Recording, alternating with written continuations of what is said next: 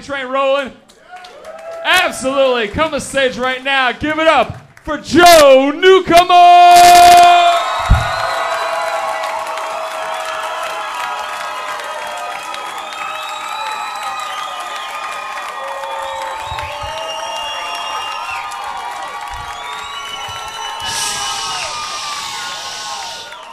7 minutes, people. 7 minutes.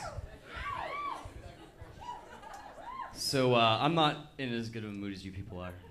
Just not. My girlfriend wants to have kids. Fuck. I can't have kids. I'm way too honest for kids.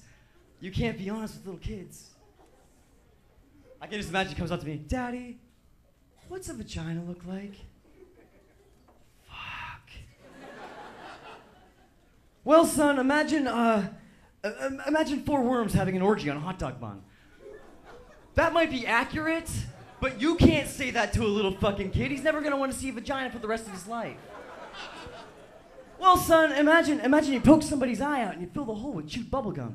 Oh, and by the way, the boogie monster lives in there, and if you ever fucking touch one, he's gonna come out and kill mommy. You must just take a big gay magic fucking stick and just hit him right in the fucking head. I cannot be a father. I'll be terrible. I used to have to babysit. I had 2 retarded cousins and a retarded sister. My mom would get a migraine headache, lock herself in the fucking room for a week, and I had to babysit the 3 Stooges. There were 3 rules. 3 rules. Number 1, I had to keep my sister's teddy bear out of her vagina. They had a weird relationship. I don't want to get into it. My cousin Dawn would just scream and run in circles, just. So I had to make sure she had a nice clear path. She didn't trip her stupid ass over something. My cousin Tara was the worst off though. She was in a wheelchair and she had a tendency to drool a lot and lean back. I had to make sure she didn't drown. It's a lot of responsibility for a 13-year-old kid. I used to take him to the park across the street. Pandemonium. Just running over here, fucking waving off drool, and then pulling a fucking teddy bear out of the vagina, and Dawn ran in circles. I don't know if you've ever seen a retard draw, but they weren't exactly perfect circles. She'd be out in the fucking road, cars just whizzing by, or in the fucking fountain, she'd kick over a baby, fucking chasing her around all day. But I came up with a plan. I ran back to my house, and I got a roll of duct tape. Wait. And I took Tara in the wheelchair and I put her up in the merry-go-round and I just kind of strapped her in with the duct tape. Then I took Tammy with the teddy bear and I kind of set her like nearby, just kind of watching what was going on. I took Dawn and I took her low-flying hand and I taped it to one of the bars. It worked out perfectly because now, tethered to a central point, Dawn ran in perfect circles. Just as happy as shit. And Tara, who was, on the merry-go-round, Dawn ran really fast for retards, so the centrifugal force from the spinning launched the drool right out of her mouth. I didn't have to worry about her. And Tammy, who was sitting nearby, just kind of watching what was going on with the teddy bear, every time Tara came around, the drool would hit her in the face. She'd take the teddy bear out of her pants and wipe her face off with it. Now I realize that's probably not the most sanitary thing, but it was a difficult situation. It worked so well, in fact, that I didn't really have to be there. So I went and played baseball with my friends. I came back to check on them after a couple innings, because that was the right thing to do. This was not a good idea.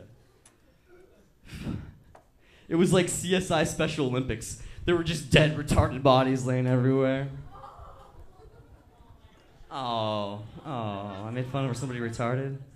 It's okay, I did grow up around a bunch of retards, so I do know how to handle the situation.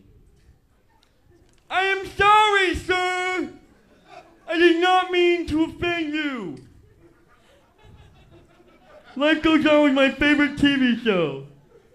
Shut the fuck up. So anyways,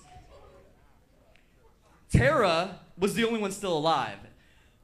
And Tammy had apparently drowned herself in the teddy bear. And Dawn, from spinning and getting dizzy, had managed to run completely fucking straight for once in her life. Up the big sliding board. Off the other side. She may have survived, but on her way down, she clipped one of those horses, you know, on the spring. And just one of these guys. And it just fucking beat the retarded life right out of her. That's not even fucking funny. So I stood there and I was like, oh my God, like, how do you fix the situation? What do you fucking do? And a calm came over me and I was like, oh my God, why hadn't I thought of this sooner? I grabbed the teddy bear, I wedged it under the back wheel of Tara's wheelchair, and she just slumped forward, and the drool came right out. I was like, wow, problem solved. I can get back to the game. But, I did. I just went back and played. No, I didn't really do that. I took the teddy bear and I wedged it under the front wheel.